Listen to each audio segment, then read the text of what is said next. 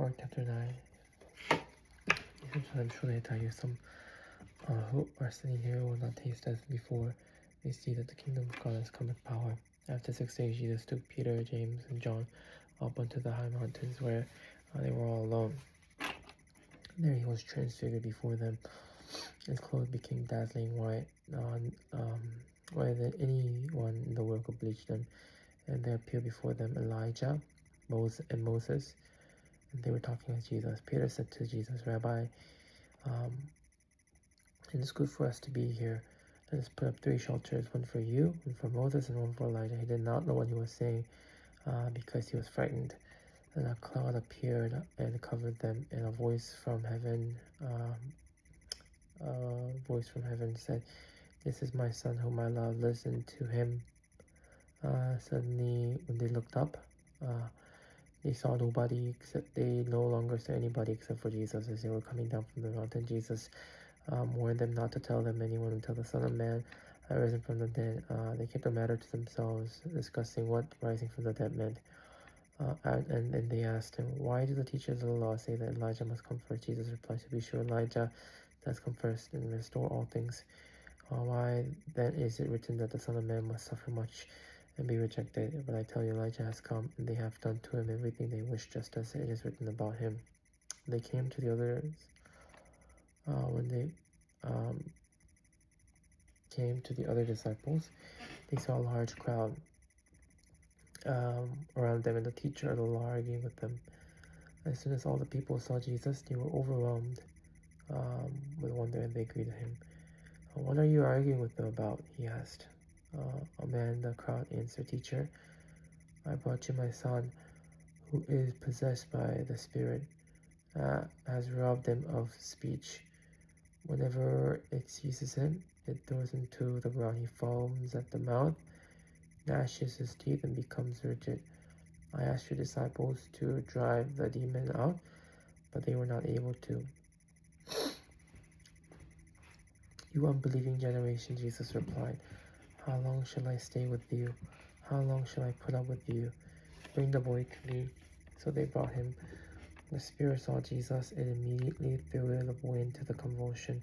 He fell to the ground and rolled around, foaming at the mouth. Jesus asked the boy's father, How long has he been like this? From childhood, he answered. It was often thrown him into the fire and water to kill him. But if you can do anything, take pity on us and help us. You can't? Jesus asked. Everything is possible for one who believes. Immediately the boy exclaimed, I do believe. Help me overcome my unbelief. When Jesus saw the crowd was running to the scene, he rebuked the impure spirit. You deaf and mute spirit, he said, I command you, come out of him and never enter him again. The spirit shrieked, convulsed him violently, came out. The boy looks like a corpse.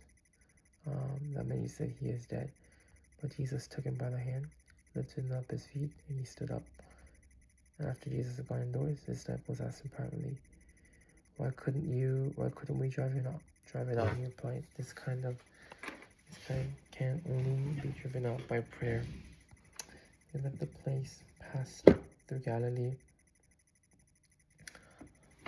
Jesus did not know anyone to know where they were, because he was teaching his disciples. He said to them, The Son of Man is going to be delivered into the hands of man. They will kill him, and after 3 days he will rise. But they didn't understand what he meant. They were afraid to ask him about it. He went to Capernaum. When he was in the house, he asked them, What were you talking about? Or what are you arguing about on the road? But they kept quiet, because on the way they had argued about who was going to be the greatest. Sitting down, Jesus called the 12 and said, Anyone who wants to be first must be very last, and must be servant of all. He took a little child whom he placed among them. Taking the child in his arm, he said to them,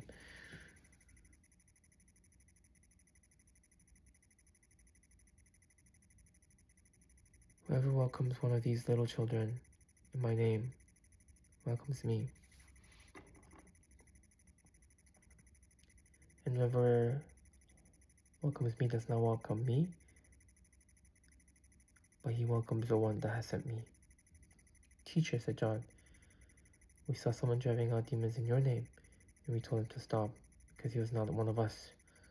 Now stop him, Jesus said, for no one who does a miracle in my name can be in the next moments say anything bad about me. Whoever is not against us is for us. Can I tell you? Anyone who gives you a cup of water in my name because you belong to the Messiah will certainly not lose a war.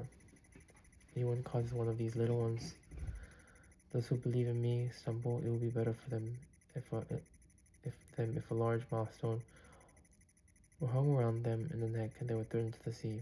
If your hand causes you to stumble, cut it off. It is better for you to enter life, meaning than to go 2 hands to go to hell, where the fire never goes out. And if your foot causes you to stumble, cut it off. It is better for you to enter life crippled and have 2 feet thrown into hell. If your eye causes you to stumble, pluck it out. It is better for you to enter the kingdom of God with 1 eye than to have 2 eyes and be thrown into hell.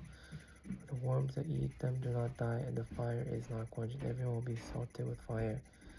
Salt is good, but if it loses its saltiness, how can you make it salty again? Have salt among yourselves and be at peace with one another. Amen.